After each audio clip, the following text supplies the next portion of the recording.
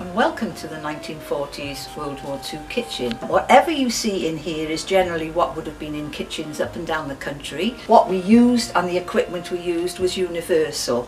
The first thing I want to show you is a ration book, and rationing came in 1939 for petrol, and then in the 40s it was brought in for food, for everything really, for people to be able to be the same throughout the country.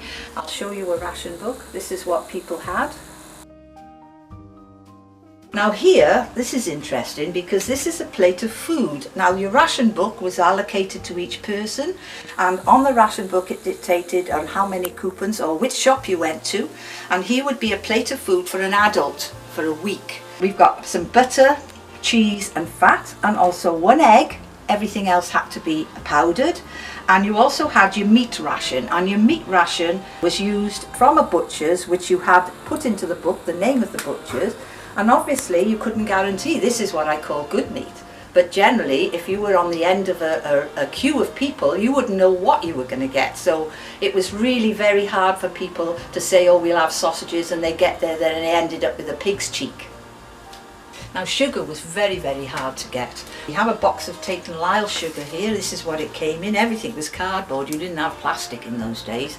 So you've got your box of Tate & Lyle sugar, and rationing didn't finish, believe it or not, till 1954. And I think, gosh, that's a long, long time after the war finished. But a lot of the soldiers were coming back. So there was still food needed. And being an island, we had to look out for ourselves and try and do as much as we could to try and keep ourselves with food, including all the growing in the farms and what have you. I was born in 47, and I still used to go down with my mum to try and get food on the rationing book, and that was 1954.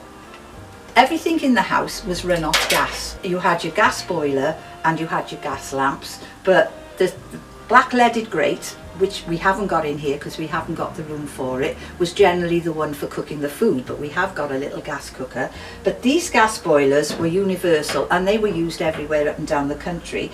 And you had a gas connection, you'd put the water in, you'd heat the water in, but the problem was it wouldn't agitate the washing. So once you put your soap powder in, or you grated Sunlight soap or whatever, you needed to bash the washing to get it clean. So you had what they call a washing dolly, and the washing dolly was a piece across the top, a stick down the middle and 3 arms, and you could go like that, up and down, and that would beat the washing to get the stains out. And then you'd add your tongs, and you'd take your tongs and get your washing out, put it into the Belfast sink, rinse it through, and then it would go into the mangle, which generally most people kept in their garden so that the water that was wrung out from the mangle could be put on their vegetable plots. This is our mangle. It's a 1940s mangle. It was obviously given to us, and it gives you an idea of what they look like. When my mother had one, it was 2 big wooden rollers which were extremely wide and very hard. You had a handle that you pushed around the edge to squeeze the rollers, and the rollers would work like that. It was really efficient but hard work. Well, now we're looking at irons, and they were made of iron. That's where the name came from, but of course now you don't get irons made of iron, but the name stuck. It's funny, isn't it? But here we've got an iron, and you generally use 2 at a time, and you'd stick them on top of your Belfast sink. Sometimes if you didn't, you had a gas one, you'd stick it on top of there. You'd lift it up when you thought it was ready, spit on it, and if it went psht, you then were able to use it. And a lot of people use these, and especially Chinese laundries, they loved these, and they were using them up until the 60s. This is interesting. This is a China hot water bottle. Now this came through in Victorian times. It came through the First World War, and it was also used in the Second World War. You'd unscrew the top, fill it with water, and put it in the bed. They also used a brick, which they would warm up, and they would wrap a towel around it, and that would go in the bed as well. The only thing is, with something like this, you wouldn't put it in your bed and get into it, because if you bashed your toe on that, you'd absolutely break a toe, because it's not a nice thing to knock against. The Belfast sinks, everyone had one of these. They were solid, very, very heavy, extremely heavy, and inside there you would do your washing up, you would do everything that was needed. And also they used scrubbing boards, and scrubbing boards were generally used for collars and cuffs or anything that was really badly stained. And they could get something, maybe use Sunlight soap, and you could rub it onto your collars and cuffs and up and down there and swill it off in there, and it would be really good for heavy staining. But these were very popular, everyone had them. This has sadly come out of a garden, and it was used originally for flowers, so you can imagine it's quite poor in its way. But to try and get one of the year of the 40s is very difficult, because the modern ones aren't the same as these, they're not a different shape. Most people in Britain were very patriotic. They loved their pictures of the royal family, they loved Winston Churchill, but a lot of them had a picture, which you can see up there, of a soldier which is from the First World War. And you've got to bear in mind there was only 21 years before the end of the First World War to the start of the Second.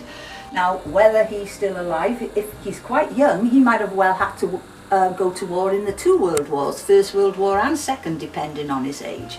But it's a lovely picture, and I thought it would be interesting to point that out. We've also got pictures of Winston Churchill. Winnie he was called, and he was very popular, but obviously after the war their government wasn't very good, and I'm afraid he was kicked out. Today you can still buy certain things that were for sale during World War II, and if you have a look here, we've got Sunlight soap which you can buy. You can also get Camp coffee, but the tins are very interesting because all these tins, OXO.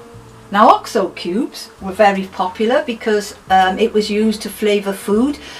We were running out of different types of things, and to have an OXO cube we were lucky because it made the food a bit more tasty. Up here we've got various tins. We've got the dried milk tin, the Cow and Gate milk food. There's still Cow and Gate now for various things. Now this is interesting. This is a tea tin. And you can get replicas, and this one is a replica. The others are real, but this one is a replica. Now people want to go into a place in Cardiff where you can buy all these tins because they like them displayed on their shelves in the kitchen because they're so attractive. Well, when I was telling you about the original fireplaces that would have been in, the black leaded grates, they started to introduce a little gas oven, and here is a representative, a little gas oven. It's very small, but it would fit into a small place because not everybody had big kitchens. I mean, this one is extremely small, but it was very useful. Here you had your grill, and there was your oven, and inside there you would be able to cook a meal, which was tidier than having it onto a black leaded grate. Then you had your saucepans, and you could stick your kettle on the top as well, so whereas before you had to stick it on your black leaded grate, so it was much nicer to have it on here, and it was neater as well. This is a cobbler's last, and most people have these in their houses. We had to try and save money. I had one in my house, and my dad used to do my shoes because he came out of the Merchant Navy in 1946. And he used to do my school shoes, and they were used to try and save money. That was for adults, and that one was for children. But they used to stick the shoe on, push it on tight as where they needed, then they'd have a mouthful of little nails and a hammer, and they'd hammer in where they were, especially needed around the heel because that wore down the quickest. And it did save people a lot of money because people couldn't afford to go to the cobblers in those days, and people still have these in their homes, hence we've had this given to us. That was a little trip into the world of a World War II kitchen based in our Barry War Museum on Barry Island.